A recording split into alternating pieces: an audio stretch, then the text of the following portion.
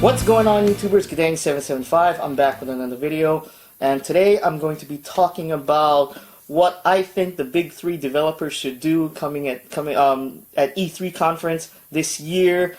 When I say big three, I mean Nintendo, Sony, and Microsoft.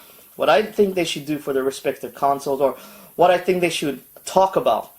Okay, that'll bring more people into their system, their ecosystem, more people to buy their games and whatnot. Okay, 99.9.5%, they're not gonna give a rat's rip of what I say. They're gonna pay attention to their own analysts and whatnot, and that's fine. I just want to do a video on this stuff. You know, it's just my opinions.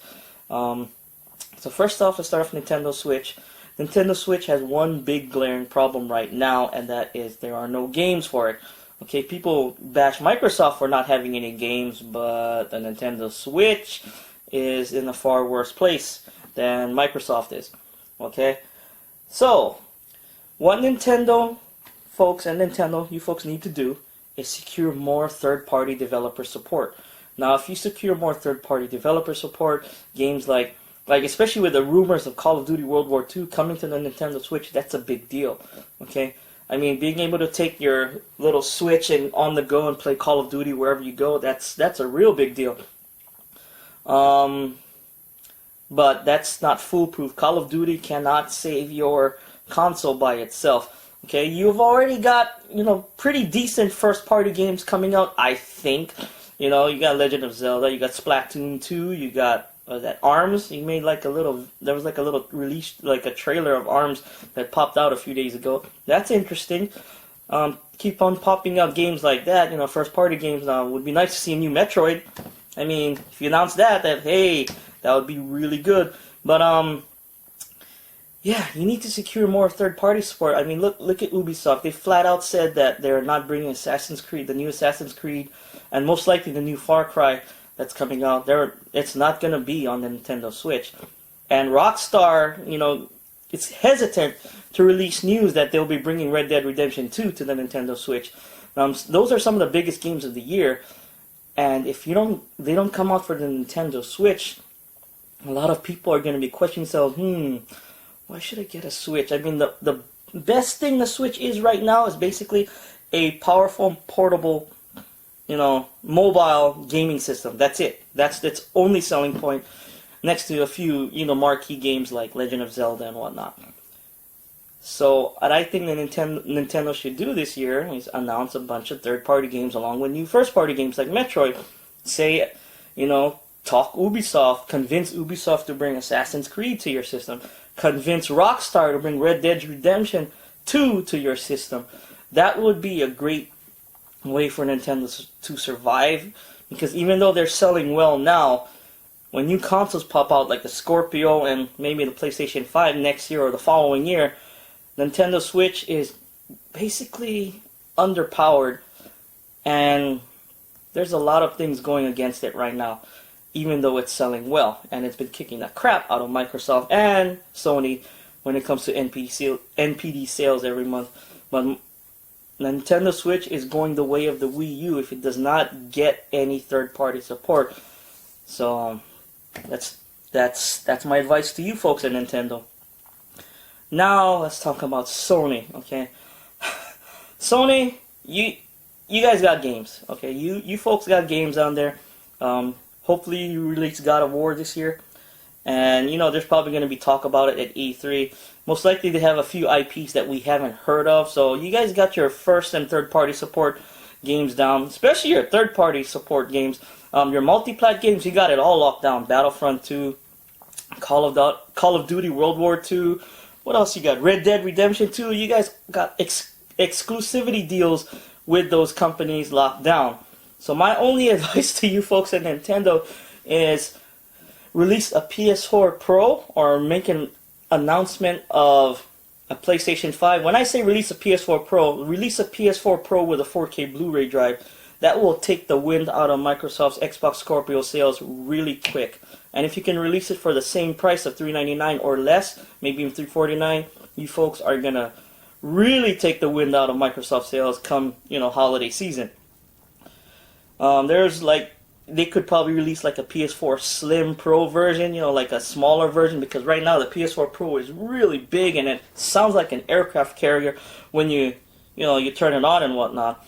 But I got this stand, you know, I did a little review on a stand. I finally got the right version. I got it set up with that cooling fan and stand set up. Yeah, it doesn't sound too much like an aircraft carrier anymore because it does get air circulation into that PS4 Pro. But yeah, if you release like a PS4 Slim version with a 4K Blu-ray player in that PS4 Slim Pro, that would be basically a nail in the coffin for Microsoft. I'm not saying Microsoft is gonna fail because they might have some surprises down the line. Hopefully they do. I'm gonna get to them in a second. But Sony, you guys got your third-party games locked down. First-party games, looks like you folks are doing all right in that situation. Well, you've been releasing first-party exclusive regularly throughout the year. So let's keep that going, and hopefully, you know, you folks do well. And you folks know that I've been following my channel. I am a Microsoft and Xbox preferred player, and what that means is I prefer playing on my Xbox console, which is why I saved the best for last. Okay. Wait, I need a little sip of my coffee here. Sorry. So, Microsoft, okay, right now, your first-party IP games are very sparse. And what looks like you're coming out with the rest of the year, you got, what, Crackdown 3 looks like, Sea of Thieves, Cuphead, State of Decay 2. And you've only had one really decent, I think one first-party release IP this year, which was Halo Wars 2. That's okay. Microsoft, you need to concentrate on more of your first-party titles, because multiplats, we know multiplats and AAA titles, now with the release of Scorpio that'll be coming, those games are going to play better on the Xbox Scorpio. There are no ifs, ands, or buts about it. They will play better on the Xbox Scorpio due to the power. Now, people are going to argue if performance is the thing, why don't you just get a PC? I agree with that, but the Scorpio's price point might make it really attractive for those who don't want to go out and purchase a PC just to play games on. Okay, especially like the Xbox Scorpio is going to be like sort of like an HTPC unit where it's going to be the media console for your living room. So it's kind of different from what I have. I got my Xbox One S, my PS4 Pro, and my PC. They're all hooked up to my Samsung KS8000 in the back there. So it's my thing is a little different, and I love using my Samsung KS8000 as a monitor. I love editing on it. That I'm gonna edit this video as soon as I'm done with it on that TV behind you. So Microsoft, your first-party IP titles, you need to release, you know, talk about at least 2, 3, 4 would be good new IPs this year. Hopefully 2 of those new IPs will release at the end of this year or at the beginning of next year. Okay? Hopefully more like the beginning of next year.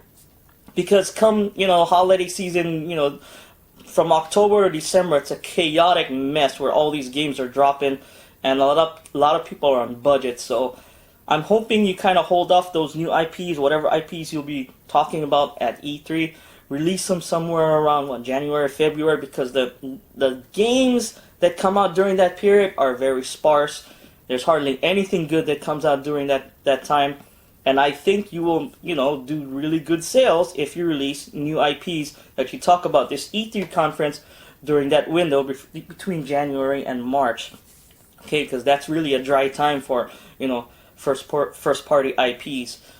And you need to also push the point that multiplats, like I said before, will play better on the Xbox Scorpio than on the PS4 Pro and the Switch. Of course the Switch, I mean, but the PS4 Pro. Even Digital Foundry said that they've been asked point blank, can the PS4 Pro do anything better than the Microsoft Scorpio? And they said no. Probably, most likely no. Probably, I put that in there because I could be wrong, you know, the Scorpio could come out and there could be some kind of a glitch or something that makes the PS4 Pro version play slightly better. Who knows? Who knows? But yeah, concentrate on your first party titles. Push the point that multiplats will be better. Oh, and push the backwards compatibility thing. You know, do a marketing blitz, because a lot of people out there don't know about the Xbox Scorpio. Okay, hardly anybody knows about the Xbox Scorpio or the PS4 Pro. Get that marketing blitz out there. Push backwards compatibility. Push the power of this system will play the games better anywhere else except on PC. PC's got that locked down. Okay, and push more first-party titles. That's all you need to do. I mean, Microsoft, the ball's in your court. You're going last. You're going last for a reason. Like the term says, save the best for last. Hopefully, you folks get it right. Yeah, that was my video on what I think, you know, the big three developers should do. If you like this video, go ahead and hit that like button. Subscribe to my channel for more videos once or twice a week. If you didn't like this video, hit that dislike button. Let me know in the comments down below. I do appreciate the criticism. This is Gadang775. Thanks for watching. Peace out.